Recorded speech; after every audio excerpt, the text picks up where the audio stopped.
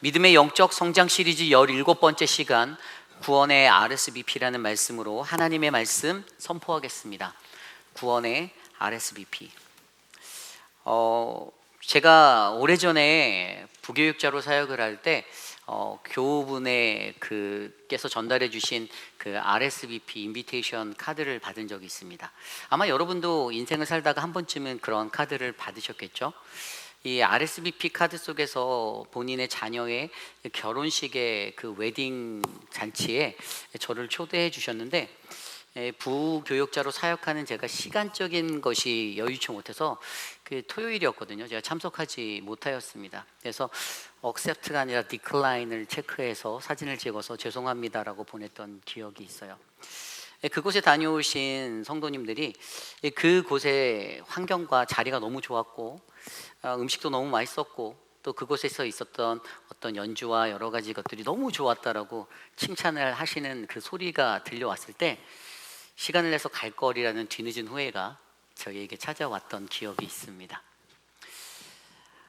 여러분, 우리의 인생 속에서요, 하나님은 저와 여러분 우리 모두를 하나님의 구원의 잔치, 그곳으로 초대하고 계십니다. 믿으십니까? 그런데 이 구원의 초대가 있는 그 자리에서 그것을 수락할 것인가 말 것인가는 저와 여러분 우리에게 달려 있어요. 나의 바쁜 일상, 나의 일과 때문에, 나의 일신상의 이유로 내가 갈 수 없네요 라고 디클라인을 체크업 하든지, 아니면 반드시 가겠습니다, 기쁩니다, 그것이 나에게 기쁨입니다 라는 그러한 체크가 되든지. 이 RSVP를 하는 주최 측의 사람의 입장을 살펴보면 왜 이 RSVP를 나누죠? 이 인비테이션 카드를 나누는 이유는요, 이 잔치의 어떤 완성도를 높이기 위해서, 그렇지 않습니까? 적절한 예산과 몇 명이 와야 하고 어떻게 이 행사를 준비할 것이며를 잘 꾸미기 위해서 이것들을 돌리잖아요. 우리 하나님께서도 마찬가지예요. 하나님의 백성들에게 그 초대장을 우리에게 계속 날리시면, 내 구원의 잔치에 너희들을 내가 부르는데 너희가 어서 나의 이 잔치에 너희가 나와라 라고 얘기하시고 부르시는데, 그러나 하나님의 그 잔치의 완성도를 우리가 세우지 못하고 내가 불참함으로써 그 잔치가 우리가 느낄 수 없는 은혜의 자리로 될 수 없다는 사실들을 저와 여러분들이 한 번쯤은 생각해 보셨으면 좋겠습니다. 그래서 저는요, 오늘 우리에게 주신 이 누가복음 14장 15절에서 24절까지의 말씀을 통해서 이 구원의 RSVP, 하나님의 그 구원의 잔치를 과연 맛보려면 우리가 어떻게 해야 하는가, 이것에 대해서 한 두 가지 정도로 말씀으로 살펴보려 합니다. 오늘 이 시간 저와 여러분들에게 주시는 그 은혜의 말씀 속에서 하나님의 천국 잔치를 꿈꾸고 소망하는 저와 여러분들, 그 회복의 은혜가 넘쳐나기를 간절히 축복합니다. 오늘 첫 번째로 구원의 RSVP, 가장 첫 번째로 우리가 이 하나님의 축복의 천국 잔치를 맛보려면 어떻게 해야 할까요? 첫 번째는요, 바로 우리는 자기 스스로의 자만에 빠진 구원을 경계해야 한다는 것입니다. 우리는 자기 스스로의 자만에 빠진 구원을 경계하라. 오늘 말씀 15절 말씀입니다. 함께 먹는 사람 중에 하나가 이 말을 듣고 이르되 무릇 하나님의 나라에서 떡을 먹는 자는 복되도다. 아멘. 앞서서 이어졌던 누가복음 14장 15절 이전의 말씀에 혼례잔치, 혼인잔치에 청함을 받은 자와 청함을 받지 않은 자에 대한 비유의 이야기를 들은 이 식탁에 있었던 먹던 사람, 한 사람이 갑자기 그 이야기를 듣고 탄성을 지르는 거예요. 그러면서 외쳤던 말이, 하나님 나라에서 떡을 먹는 자는 복이 되다, 복된다라는 이 외침을 강하게 외치고 있습니다. 그런데 여러분, 이 사람이 이 말을 외치는 이유가 무엇이었습니까? 앞서서 설명했던 마지막 구절들을 살펴보면 12절 이후에 뭐라고 나와 있냐면, 어떤 사람을 초대해야 하나에 대한 이야기에서 내가 청할 때는 잔치를 베풀거든 차라리 가난한 자와 몸이 불편한 사람들, 저는 자와 맹인들을 청하라. 그 이유는 그들에겐 가품이 없기 때문에 어차피 가품에 대한 기대를 하지 않아도 되니까 오히려 그렇게 소외된 이들을 초대하는 것이 그 자리를 더 풍성히 만들 수 있어 라고 말하고 계셨던 예수님의 음성이 들렸죠. 그런데 그 이야기를 듣고 나서 그 스스로가 외친 게, 하나님 나라에서 떡을 먹는 자는 복되다. 바로 이 말은 내가 바로 그런 사람이야 라고 자부하는 자신감이었어요. 오늘 이 잔치에 참여해서 그 잔치에 있는 나의 모습, 나는 그렇게 살아왔어, 나는 그런 사람이야, 다른 사람들이 핑계대고 이리저리 피해서 오지 않았어도 나는 그곳에 갈 수 있는 사람, 나는 그곳에 온 사람이야 라고 자신의 자신감을 드러내며 이 탄성을 지르고 있습니다. 내가 해당됐기 때문에 나는 그렇게 구원받은 사람이다라고 확신하는, 확신에 찬 멘트죠.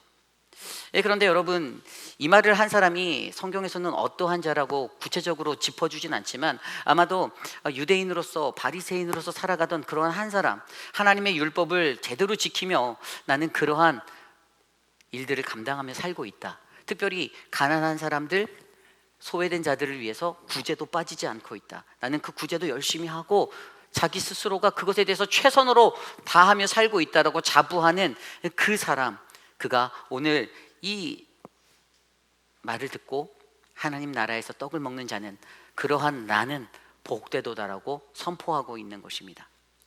여러분, 여기서 우리가 한 가지 생각해 보아야 할 것은요, 누가 하나님 나라의 구원 잔치를 맛볼 수 있는가라는 질문을 던져야 합니다. 누가 하나님 나라의 잔치를 맛볼 수 있습니까? 앞서 설명에서는 분명히 가난하고 소외되고 병든 자들, 물론 모든 이들이 다 참여할 수 있는 잔치이지만 앞서서 부가 있고 무언가 요건이 다 갖추어져 있었던 사람들, 믿는다라고 말했던 사람들은 자신의 일신상의 이유로 조금만요, 뭐 하고 올게요 하며 딜레이하고 그것들을 즉각적으로 응답하지 않는, 어떻게 보면 한 번 좀 더 튕겨보는 그러한 삶으로 나가고 있었는데, 오히려 세상에서 소외되고 병들고 힘들고 소외되었던 그러한 약자들의 삶 속에서는 이 잔치에 대한 초대는 기쁨이고 영광이고 축복이었다라는 사실을 우리는 기억해야 하는 것이죠. 하나님 나라의 잔치에 참여할 수 있는 그러한 한 사람이 되기 위해서 저와 여러분들은 오늘 말씀에서 15절에 비춰진 이 한 사람이 외쳤던 탄성을 빗대어 오늘 우리의 삶 가운데 하나님의 구원의 잔치에 참여할 그 모습이, 나의 모습이 구원의 확신이라는 것이 너무 교만하여서 지나치지 않도록 나를 겸손하게 붙잡아 주십시오라는 믿음의 탄성이 되시기를 간절히 축복합니다. 좀 더 이 부분을 영적으로 들여다보면 오늘 그가 외쳤던 그 말, 하나님 나라에서 떡을 먹는 자는 복되도다, ESV 영어 성경의 이 구절을 살펴보니까 Blessed is everyone who will eat bread in the kingdom of God, 여기에서 쓰여진 브레드, 여러분 이것은 헬라어로 아르토스라는 단어인데요, 이 떡이에요, 떡. 근데 떡 말고 진설, 어제 많이 들어보셨죠? 구약 성경에서 보이는 성막에서 진설병에 쓰였던 용어예요. 그들이 갖고 있었던 이 의미, 근데 오늘 이 사람이 온전히 이것을 행하지 못했던 이유가 하나님의 말씀을 제대로 이해하지 못해서. 왜였을까요? 그냥 육체의 떡이라고 생각한 거예요. 브레드로 생각한 거예요. 그냥 먹을 양식이 내게 있겠구나, 잔치에 가면 그 양식을 내가 먹었구나. 근데 사실 떡이라는 의미가, 성경에서 비춰지는 의미가 뭐죠? 하나님의 말씀입니다. 하나님의 말씀이, 우리가 예전에 성막설교에서 배웠었죠. 하나님의 말씀이에요. 12지파의 그 숫자대로 12진설병을 쌓아서 6개씩 두 줄로 쌓아 올린 그 지성소에 들어가기 바로 직전에 있었던, 성소에 있었던 그 진설병, 하나님의 말씀이라는 거죠. 하나님이 우리를 말씀으로 우리를 충만하게 하시고 우리를 채우시고 우리의 양식이 되어 주신다는 사실이 믿는 이들에게 고백이 되어야 하는데, 오늘 이 영혼은 그 영적 의미를 해석하지 못했어요. 그냥 오늘 내가 이곳에서 먹고 마시고 내게 채워지는 양식, 그 일용할 양식이 있다라고만 느꼈지, 하나님이 우리에게 말씀으로 내 영을 살리고 내게 생명이 되어 주신다라는 그 영의 고백이 일어나지 못했습니다. 그러니 어떠한 현상이 됩니까? 교만함의 도가 지나치게 돼서 자신만만함의 탄성이 되는 거예요. 프레이즈 잔치, 이렇게 되는 거예요. 잔치를 찬양하라. 하지만 정말로 중요한 것은 하나님 말씀 앞에서, 하나님의 말씀 앞에서 겸손해지려 하는 그 떡의 의미를 우리가 바르게 이해한다면, 하나님이 채워주시는 그 떡, 말씀의 의미를 우리가 이해한다면 우리는 언제나 하나님의 구원 앞에서, 하나님의 말씀 앞에서 겸손할 수 있다는 사실입니다. 굉장히 중요한 겁니다. 하나님의 말씀 앞에서 겸손해지는 것. 여러분, 저와 여러분의 인생은 늘 주님의 말씀 앞에서 겸손한 인생 되시기를 간절히 축복합니다. 우리가 잘 알고 있는 성경의 말씀 구절 속에서도요, 하나님이 어떤 자를 구원하신다라고 말씀하시면 시편 149편의 4절에 이 시편 149편의 저자가 이렇게 고백해요. 여호와께서는 자기 백성을 기뻐하시며 겸손한 자를 구원으로 아름답게 하심이라. 아멘. 자신의 백성을, 어떤 사람이 자신의 백성입니까? 모두가 다 하나님의 백성이죠. 그런데 그 중에서 특별하게 하나님이 기뻐하고 구원하기 원하는 사람은 겸손한 자를 구원하시려 한다는 거예요. 교만한 자가 아닙니다. 하나님 앞에, 말씀 앞에 겸손한 사람. 이 겸손에 관한 예가 가장 잘 나타났던 얘기가 저는 다니엘서 4장이라고 생각해요. 다니엘서 4장에 보면 바벨론의 느부갓네살 왕이 그 자신의 꿈의 해석의 문제로 고민할 때 두 번째로 꾸었던 꿈의 문제를 다니엘이 해석해 주었던 이야기가 나오고 있습니다. 그때 꿈의 내용은 대체적으로 이러하였죠. 그가 자신의 교만함 때문에, 자신의 교만으로 자신의 몸이 병들어요. 그래서 이 정신질환과 같은 그 병을 앓고선 그렇게 헤매며 살게 되는데, 들짐승처럼 살게 된다라는 7년 동안 그런 예언을 듣고, 그 예언을 듣게 되고 하나님의 경고의 음성을 듣게 되는데, 실제로 후에 진짜 그가 그렇게 아프고 나죠. 그렇게 7년 동안 자신이 짐승처럼 세상에서 헤매며 방황하고 살다가, 그렇게 몽롱하게 살다가 하나님의 은혜를 입고 하나님의 은총을 받아 그의 병이 회복되어지게 되는데, 그때 그가 다니엘서 4장 37절에 그 후에 고침을 받고 나서 이렇게 고백합니다. 그러므로 나 느부갓네살은 하늘의 왕을 찬양하며 칭송하며 경배하노니 그의 일이 다 진실하고 그의 행하심이 의로우시며 교만하게 행하는 자를 그가 낮추심이라. 아멘. 그가 깨달은 게 교만하게 살면 안 된다. 교만하면 안 되는구나. 그가 몸을 아프고 그가 육신의 고통을 7년 동안 받으며 이리저리 헤매이고 나서 돌아온 그 자리에서 느낀 한 가지는, 하나님의 사람은 겸손하게 살아야 한다는 것입니다. 여러분, 저와 여러분, 우리의 인생이 하나님 말씀 앞에서 겸손으로 채워져가는 아름다운 인생 되시기를 원합니다. 내 것을 자랑하기보다는 다른 사람을 더 높여주는 그 인성을 가진 사람, 어떻게 해서든 나에 대한 자부심을 세상 만방에 알리려기보다는 오른손이 하는 일 왼손이 모르게 하려고 수고하는 사람, 저는 그러한 분들이, 그 구원의 사람들이 사랑하는 우리 회빛 아닌 장로교회에 가득가득 채워지기를 간절히 기도드립니다. 오늘 우리의 삶 가운데 하나님이 우리에게도 말씀하십니다. 하나님의 그 잔치를 맛보려면 너희 스스로가 자만에 빠지지 말고 너희 스스로가 자만에 빠진 그 구원을 경계하라. 잘못된 구원 경계해라. 구원이 아니다예요. 우리가 경계해야 합니다. 저와 여러분의 삶을 하나님의 은혜로 겸손으로 채워서 하늘의 양식의 그 축복의 잔치에 참여하는 우리 모두가 되시기를 간절히 축복합니다. 오늘 마지막으로 두 번째 믿음의 RSVP 두 번째 말씀은요, 우리가 이 잔치를 맛보려면 어떻게 해야 할까? 바로 우리는 자기 스스로가 외면함으로 놓쳐버린 하나님의 구원에 주의를 해야 한다라는 것입니다. 그 구원을 주의하라. 나의 스스로의 외면함으로 놓쳐버린 구원을 주의하라. 오늘 그가 하나님 나라에서 떡을 먹는 자는 복되다라고 자신을 빗대어 탄성으로 외친 이것에 예수님이 이렇게 반응하십니다. 16절 이후의 말씀입니다. 이르시되 어떤 사람이 큰 잔치를 베풀고 많은 사람을 청하였더니 17절 잔치할 시각에 그 청하였던 자들에게 종을 보내어 이르되 오소서 모든 것이 준비되었나이다 하매. 아멘. 또 다른 잔치의 비유로 그의 어그러진 자화상의 신앙의 자리를 만져주고 계세요. 교만해서 난 구원받았어라고 확신하고 나아가는 그에게 또 다른 큰 잔치의 이야기로 설명하고 계시는 예수님을 우리는 말씀으로 볼 수가 있습니다.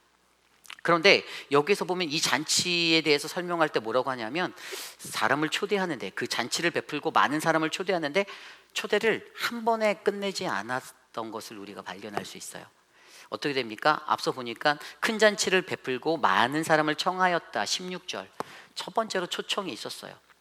그리고 17절에 보면 잔치할 시각에 있었던 그 가까운 때, 잔치의 때가 거의 다 가서 다시 한번 리마인드 알람을 울려줬어요. 우리 다 준비됐으니까 빨리 오세요 라고 말한 거예요. 이 하나님 나라의 잔치의 초청은 우리가 죽을 때까지, 그 잔치가 있는 그곳에 갈 때까지 계속되어지고 있습니다. 수많은 기회가 있다라는 거예요. 그런데 그들이 어떻게 반응합니까? 오늘 말씀 18절 이후의 말씀에 다 일치하게 사양하여 한 마음 한 뜻으로 사양을 합니다. 정말 한 마음 한 뜻 되는 것도 어려운데 다 같이 사양하고 있어요. 물론 부패값이 좀 줄어서 예수님이 감사하다고 여길 수도 있지만, 그런데 이 사람들이 나는 밭을 샀으니까, 나는 소 5결이 5쌍이죠. 나는 5쌍의 소를 샀으니까 테스트해야 돼.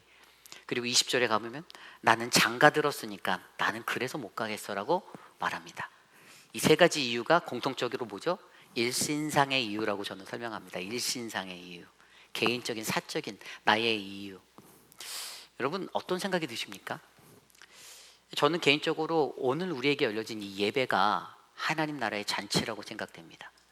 하나님은 일주일마다 우리를 한 번씩 이 큰 연회의 자리로 불러주고 계세요. 그런데 일신상의 이유로 이 잔치에 참여하지 못하는 분들이 계십니다. 많은 사람들이 그렇게 살아가니 괜찮아라고도 생각할 수 있어요. 그런데 여러분, 거룩한 주일은 하나님과 우리의 약속입니다. 약속이에요. 내가 하나님 앞에 주님의 피조물로서 주님 당신을 경배합니다라고 거룩하신 안식일을 지키라라는 이 명령을 따라갈 것을 우리는 하나님의 언약 백성으로서 순종하였습니다. 그런데 내 비즈니스 바쁘니까 내가 주일 건너뛸게요. 내가 온라인으로 좀 드려보겠습니다. 아니면 내가 나중에 올라온 거 다시 재방송으로 한번 볼게요. 이번 주는 그냥 쉴게요. 다음 주에는 반드시 오겠습니다라고 반응하는 그 사람들, 일신상의 이유로 내가 밭을 샀으니, 내가 소 5결이 샀으니, 내가 장가 갔기 때문에 오늘은 안 되겠네요라고 말하는, 그래서 거절한 사람들. 아마 대부분의 사람들이, 여러분 잔치를 생각해 보세요. 누굴 먼저 초대합니까? 가까운 사람 초대하죠. 잘 모르는 사람 초대 잘 안 합니다. 가까운 사람이었다라는 것은 믿음의 공동체 안에 있었던 사람일 확률이 높은 거예요. 같은 믿음 안에 같은 공동체에서 같은 하나님을 믿고 살았던 자들인데, 그들이 이러한 저러한 이유를 들여대며 내가 지금은 안 되겠다라고 일신상의 이유로 말하는 거예요. 특별히 이 유대인들의 잔치의 특성상 혼례 잔치가 열렸을 때도 원래 그 약혼식을 하면 1년 전에 그것을 어나운스 하고요, 1년이라는 충분한 시간을 두고 잔치가 갔거든요. 다시 한번 어나운스를 해서 그들을 리인바이트해요. 충분한 시간이 있었다라는 거예요. 그것을 생각하고 조율할 수 있는 시간이 있었는데도 불구하고 이들은 일치하게 다 사용했다라고 설명하고 있어요. 그런데 여러분, 이러한 상황이 됐는데 하나님이 이것을 어떻게 바꾸시죠? 하나님이 이것을 바꿀 때 그 이후의 말씀에 보면 20절 이후에 이 하나님께서 초청하는 사람들의 대상을 더 넓혀서 확장하셔서 바꾸고 계세요. 예를 들어 이런 거예요. 교회라는 공동체가 있어서 믿음의 신자들이 주의를 어기고 나의 일신상의 이유로 교회를 참석하지 않는데, 하나님의 복음은 놀라워서, 하나님의 구원의 잔치의 계획은 놀라워서 전혀 예상치 못했던 새 가족들을 통해서 가족들을 채워주시고 교회를 채워주신다라는 것이, 이런 분위기로 끌어가고 있어요. 21절에 보니까 종이 돌아와 주인에게 말하니까 집주인이 노하였다라고 합니다. 집주인이 잔치의 주최측이 왜 노하였죠? 여러분, 노할 수밖에 없죠. 구원이라는 복음의 잔치, 큰 잔치가 있는데 한 영혼이라도 더 구원받게 해야 되는데, 다 인정하시죠? 한 영혼이라도 시급한 거예요. 긴박성이 있는 급박한 문제예요. 그런데 그 상황 속에서 그들이 거절해서 오지 않겠다라고 디나이한 거예요. 그러니까 주인이 말할 때 거리와 시내로 나가서, 골목으로 나가서 가난한 자들과 몸 불편한 자들과 맹인들과 저는 자들 다 데려와 라고 말합니다. 그런데 종이 그렇게 하고 났더니 자리가 또 남았는데요. 그러니까 뭐라고 말하죠? 그 뒤에 23절에 주인이 종에게 이르되 길과 산 울타리로 나가서 사람을 관건하여 데려다가 내 집을 채워라.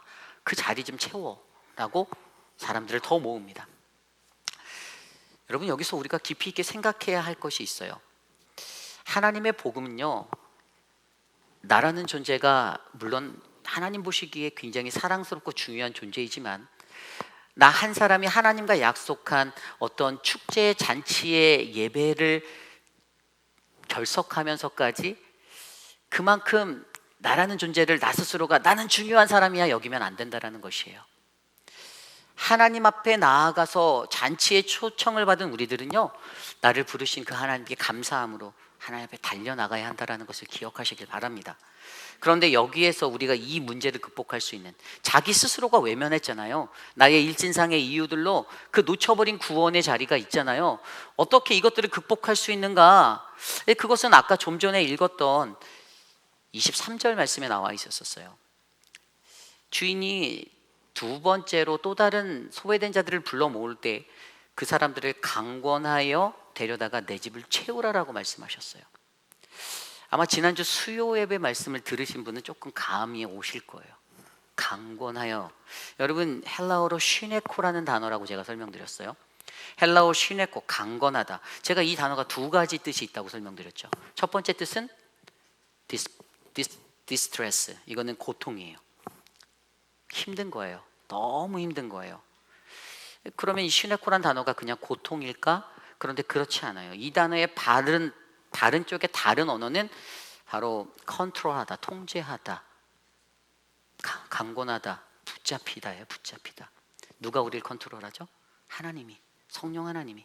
그래서 이 슈네코라는 헬라어 단어, 이 단어가 슈네코마이라는 단어로 쓰일 때 그 단어가 어떤 의미를 갖고 있냐면, 양쪽에 큰 장벽이 있는, 장벽이 있는 그 사이에 선 사람이라고 설명했던 거예요. 애리조나 같은 데 가시면, 샤른 같은 데 가시면 이렇게 되어져 있는 양쪽의 벽이 고통과 이제 붙들림이라는 그거로 되어 있는 거죠. 그 골짜기에 서 있는 나. 그래서 여러분, 왜 이들이 일신상의 이유로 왜 이렇게 할까? 그 이유는 단 한 가지, 절망 중에 하나님을 붙잡는 것을 이들이 경험하지 못했기 때문이다라는 것이에요.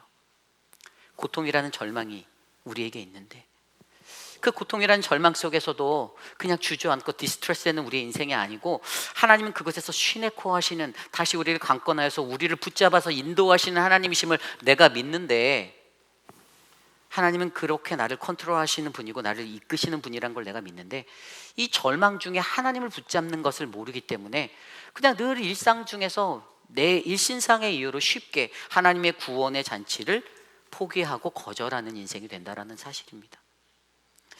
여러분, 저는요, 저와 여러분 우리의 삶이 하나님의 그 절망 중에서도 하나님을 가장 먼저 붙잡을 수 있는 그 인생이 되셔서 내 스스로가 하나님의 천국 잔치를 외면하지 않기를 간절히 소망합니다. 하나님이 부르실 때 예배의 자리로 달려 나오셔야 되는 거예요. 그래서 여러분, 이번 주 수요일날 여러분들을 초대합니다. 제가 초대하는 게 아니라 주님이 여러분을 부르세요. 찬양팀이 열심히 땀 흘리며, 여러분 찬양팀의 고통을 모르시죠? 5시부터 왔는데도 밥도 안 주고 노래만 계속 부르라고 하면 얼마나 힘들겠어요. 열심히 세션들, 우리가 이렇게 실명 거론하는 거 싫어하시니까 S 집사님, 눈 잘 안 보이시는데 건반 치시는데, 우리가 귀에 틀렸을 때는 왜 틀리시지라고 여러분들 짜증이 날 수 있지만, 여러분 그분은 최선을 다해서 건반을 누르는 거예요. 영을 다해서 혼신의 힘으로. 은혜스럽지 않나요? 그 노력을 우리가 아셔야만 합니다. 그래서 여러분들 이번 수요일 날, 여러분들 해도 점점 길어지는데 한 분이라도 더 나오셔서 뜨겁게 찬양하시고 말씀 듣고 기도했으면 좋겠습니다. 그렇다면 여러분, 이러한 인생 속에서 저는 절망 중에 하나님을 모르는 우리들의 삶, 저는 이러한 인생이 어떠한 인생이었나라고 생각해 보니 제게 생각나는 그 사람이 있었어요. 바로 요나입니다. 요나가 어땠을까요?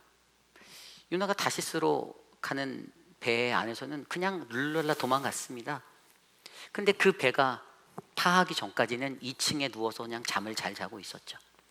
그러다가 배가 파선하여서 이제 잘게가 던져졌을 때, 깊은 그 물고기, 그 바닷속의 고기의 뱃속에 들어갔을 때 그의 삶에 절망이 찾아오게 됩니다. 어떻게 해야 되나? 난 이제 죽었구나. 근데 그가 하나님께 뭐라고 고백합니까? 주님, 나를 구원하옵소서라고 드디어 기도하기 시작합니다. 하나님께 부르짖었어요. 절망을 마주한 사람은 하나님을 붙잡는 법을 압니다. 하나님을 붙잡습니다. 많은 사람들이 요즘에 저도 눈이 많이 침침한데요. 특별히 우리 교회도 눈으로 고생하는 많은 분들이 있어요. 그죠? 근데 여러분, 그들의 고통을 몰라요. 왜 모릅니까? 내가 눈이 시력이 좋으니까 모르는 거죠. 시력이 안 좋은데도 그런 상황 속에서 하나님을 노래하고자 찬양하고자 애쓰는 분들, 여러분 그들의 마음을 죄송합니다. 죽었다 깨어나도 이해 잘 못합니다. 내가 암이 걸려보지 못하면 암 치료받는 천문자 집사님의 그 상황을 아무도 이해하지 못합니다. 제가 아무리 수백 번 수천 번 그 집에 찾아가고 기도를 하고 새벽마다 무릎 꿇고 기도를 해도 저는 그분의 마음을 이해할 수 없는 사람이에요. 그게 우리 인간이에요. 그런데 하나님께서 절망으로 우리들을 이끄시는 이유는 그 절망 중에서 빛되신 하나님을 붙잡게 하기 위해서예요. 하나님이 우리를 그렇게 인도하십니다. 자기 스스로가 외면할 여유가 있는 인생, 여러분, 저는 여러분이 그런 인생 되지 않기를 바랍니다. 내 일신상의 이유를 내가 지금 애들을 키워야 돼서 봉사하기가 좀 어렵습니다. 내가 뭐 이런 일이 있어서, 내 가족관계, 내 비즈니스에 이런 일이 있어서. 아닙니다. 다 똑같아요. Everybody same이에요. 모두 같아요. 하나님께서 우리 모두에게 다 그 절망의 삶을 주시면서도 그 와중에 과연 그 누구가 나를 붙잡고 나의 그 강권적인 역사 속에 그 슈네코의 인생이 될 수 있는가를 우리에게 말씀해주고 계십니다. 저는 저와 여러분들이 그러한 인생이 되시기를 소망합니다. 그래서 우리 스스로가 외면함으로 놓쳐버리는 그 구원에 빠지지 말고 하나님의 영원한 구원의 축제에 참여하는 저와 여러분 되시기를 축복합니다. 시편 130편 1절에 시편 130편의 기자가 이렇게 고백합니다. 여호와여, 내가 깊은 곳에서 주께 부르짖었나이다. 아멘. 그가 말하는 게 뭡니까? 내가 깊은 곳이 뭐예요? 절망적인 상황이라는 거예요. 너무 힘들다는 거예요. 매우 어둡고 컴컴하고 앞날을 모르겠다라는 거예요. 우리가 왜 절망합니까? 안 보일 때 절망하잖아요. 어떻게 해야 할지 모를 때, 갈 바를 모를 때 우리가 절망하잖아요. 그런데 안 보여서, 두려워서 절망하는 그 속에 하나님이 긍정의 빛으로 보내주신 그 빛이 있는데 그게 바로 하나님이라는 거예요. 그 은혜가 있다라는 거예요. 예수 그리스도를 통하여서 우리는 그 절망 중에 빛 되신 곳으로 끌려 나갈 수 있고 인도될 수 있는 그 희망을 붙잡지 않습니까? 시편 130편의 기자도 지금 내 인생이 너무 깊은 곳에서 너무 힘들고 절망 중인데 주님, 내가 지금 부르짖습니다. 내가 주님께 부르짖습니다. 그렇게 고백해요. 그랬더니 그 뒤에 그가 뭐라고 기도하는지 아십니까? 2절 이후의 말씀에 주여, 내 소리를 들으시며 나의 부르짖는 소리에 귀를 기울여 주세요. 여호와여, 주께서 죄악을 지켜보실진데 주여, 누가 주님 앞에 서겠습니까? 5절입니다. 나 곧 내 영혼은 여호와를 기다리며 나는 주의 말씀을 바라보는도다. 아멘. 여러분, 저는 구원의 잔치를 향한 이 믿음의 프로세스가 저와 여러분들 안에 일어나기를 간절히 소망합니다. 하나님이 저와 여러분들의 그 깊은 부르짖음 가운데 하나님이 귀 기울이고 계십니다. 절망 중에 처한, 제가 여러분들의 인생의 각자의 절망을 제가 속속들이 다 알지 못하지만 여러분, 그 절망 중에 좌절하지 마시고 절망 중에서 하나님만을 더욱더 간절히 붙잡는 인생, 그래서 일상에서 주님을 붙잡는 인생 되셔서 하나님의 잔치의 자리로 나아가는 우리 모두가 되시기를 간절히 축복합니다. 이제 말씀을 정리하고자 합니다. 이 RSVP라는 단어는 프랑스어예요. 그렇죠? 제가 프랑스어를 잘 못하지만 프랑스어로 막 이렇게 구글 트랜슬레이터 막 들어봤어요. 근데 뭐라고 하면 뭐 리봉테 실브블레 막 이러더라고요. 근데 이게 뭐, 김준영 목사님하고 들으면서 야, 이거 진짜 이거 발음 못해 막 이러고 하는데 한번 해보고 싶었어요. 근데 뭐 봉지르는 어떻게 아는데 이런 모르겠고, 예. 근데 이게 어떤 의미냐면 여러분 다 아시잖아요. Respond if it please you라는 뜻이에요. 그렇죠? 근데 이게 세상적인 용어에서 RSVP는 당신이 원하면 응답해 주세요잖아요. 하나님의 RSVP에는요, 우리가 원하는 것이 정말로 커야 되는 거예요. 내가 하나님 너무나도 그 잔치에 가고 싶어요라는 구원의 잔치에 막 진짜 희열에 쌓여야 돼요. 어릴 적에 소풍을 기다리던 저는 저의 모습을 기억하거든요. 초등학교, 국민학교 다닐 때 그 소풍을 막 간다는, 수학여행 간다는 그 전날 잠을 못 자는 거예요. 내 인생에 태어나서 처음으로 수학여행 간다, 막 경주를 간다는데 뭐 버스 타고 한 2시간 이상 가본 적이 없기 때문에 막 경주까지 간다? 너무 막 희열에 찼던 그 경주는 어떤 곳일까? 여러분, 우리들의 인생에서 우리가 믿음의 영적 성장을 이루기 위해서는 매일의 삶에 우리를 향해서 부르시는 하나님의 인비테이션, 하나님의 그 초청 앞에 하나님, 나 거기 너무 가고 싶습니다. 주님, 내 정말 거기 너무 가고 싶어요. 나 스스로가 자신만만해서 빠져버린, 겸손하지 못해서 빠져버린 그 구원의 확신의 자리가 아니라 참으로 하나님의 말씀 앞에서, 아르토스한 그 하나님의 말씀 앞에서 내가 겸손히, 하나님, 내가 주님의 구원을 내가 겸손히 받겠습니다. 나 스스로가 너무 여유 있어서 그냥 외면해버렸던, 일상 속에서 외면해버렸던 그 구원의 자리가 아니라 하나님, 내가 오늘 이 슈네코의 자리로, 하나님, 내가 주님의 그 골짜기에 선 인생이 되어서 고통과 하나님의 붙들리심의 그 기적을, 은혜를 내가 경험하며 살겠습니다. 내가 그 구원으로 나갑니다라는 그 고백이 저는 우리들의 삶에 이루어지기를 바랍니다. 어떠한 삶의 자리가 우리에게 주어지든 하나님은 오늘도 우리에게 respond if you please 라고 말하면 그것에 바르게 응답하셔서 하나님의 구원의 잔치에 참석하시는 사랑하는 우리 휘빛하니 장로교회가 되기를 간절히 축복합니다. 그러한 마음으로 저는 오늘 말씀을 준비하며 이 찬양을 준비하였는데요, 구원은 오직 하나님 앞에 있습니다. 우리 모두 자리에서 일어나 찬양할 때 주님의 보좌 앞에 모여있는 우리가 주님을 높여 찬양하며 내가 그 구원에 이르겠습니다라고 고백하는 아름다운 찬양을 주께 올려드리겠습니다. 우리 보좌 앞에 모였네, 우리 보좌 앞에 모였네. 함께 주님을 찬양하며, 함께 주를 찬양하며 하나님의 사랑 그 아들 주셨네. 그의 피로 우리 구원받았네. 십자가에서 쏟으신 그 사랑 강같이 온 땅에 흘러 각 나라와 족속, 나라와 족속 백성 방언에서 구원받고 경배 드리네. 구원하심이 보좌에 앉으신 우리 하나님과 어린 양께 있도다.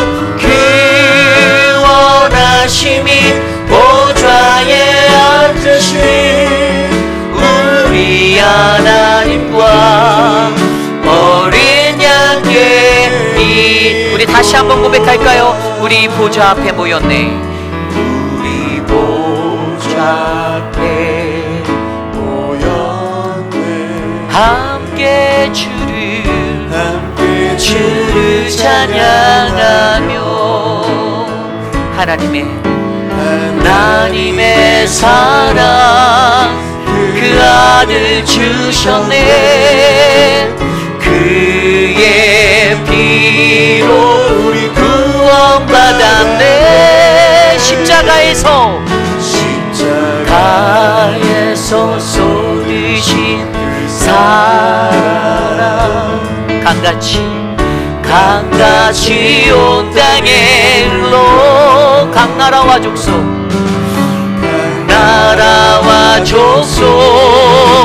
백성 방언에서 구원받고 경배 드리네. 우리 두 손 높이 들고 고백합시다. 구원하심이 보좌에 앉으신 우리 하나님과 어린 양께 있도 구원하심이 보좌에 앉으신 우리 어린 양께 있도다. 어린 양께 있도 구원하심이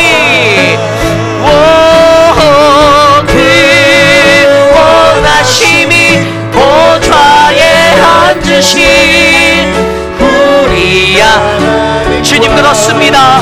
어린 양 나의 구원은 주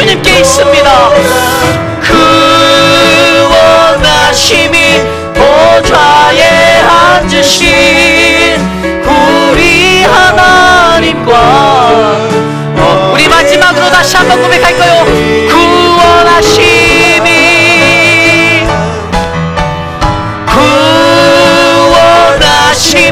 보좌에 앉으신 우리 하나님과 어린 양께 도다 그 원하심이 보좌에 앉으신 우리 하나님과 어린 양께 기도다.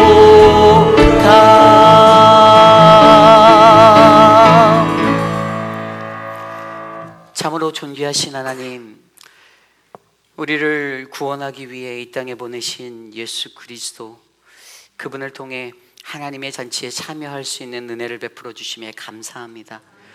오늘도 우리를 향하여 하나님의 말씀으로 하나님의 잔치를 맛볼 수 있는 하나님, 그 은혜의 자리로 우리를 부르시는 하나님, 우리가 그 음성 듣고 하나님의 잔치에 참여하겠노라 하나님 앞에 나아가는 믿음의 백성들이 될 수 있도록 도와주시옵소서.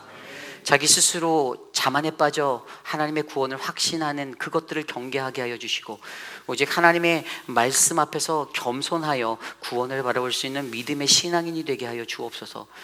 우리들 스스로가 외면함으로 놓쳐버린 하나님 그 구원을 주의하며 절망 속에서 하나님의 그 붙들린 자 되어 하나님의 그 은혜의 잔치로 나아가는 하나님 슈네코의 인생이 될 수 있도록 강권하여 인도하여 주시옵소서. 사랑하는 노영신 집사님, 수술 후 회복하여 하나님 앞에 나와 함께 예배할 수 있는 은혜 주셔서 감사합니다. 더욱더 회복할 수 있는 건강을 주시며, 사랑하는 우리 미스터 카브렐라, 하나님 모든 수술 가운데 하나님 함께 하셔서 집으로 감사히 돌아와 하나님 다시 가족들과 함께 거할 수 있는 은혜 주셔서 감사하며, 사랑하는 천문자 집사님, 하나님 그 고난의 혹독한 수술을 수차례 겪으면서도 하나님 앞에 감사하다라고 고백하는 그 믿음을 우리가 기억하오니 우리 천문자 집사님의 삶을 축복하여 주시옵소서. 온라인으로 예배드리고 있는 한영숙 집사님을 만져주시고 한영숙 집사님의 삶에 은혜가 넘치도록 도와주시옵소서. 지금은 우리 구주 예수 그리스도의 무한하신 은혜와 그 크신 하나님의 사랑하심과 성령 하나님의 감화감동 교통하심의 역사가 우리를 하나님의 구원의 천국잔치로 부르시는 그 하나님의 음성 앞에, 주님 내가 나아갑니다, 하나님 내가 그 구원받은 은혜의 자리로 서도록 나를 인도하옵소서라고 간구하는 사랑하는 우리 회입비라는 장로교회 모든 성도님들, 특별히 오늘 이곳에 나와 주께 예배드리는 믿음의 권속들 머리머리 위에, 저들의 가정과 자녀와 삶의 터전 위에 지금으로부터 영원토록 함께 하시기를 간절히 축원하옵나이다. 아멘.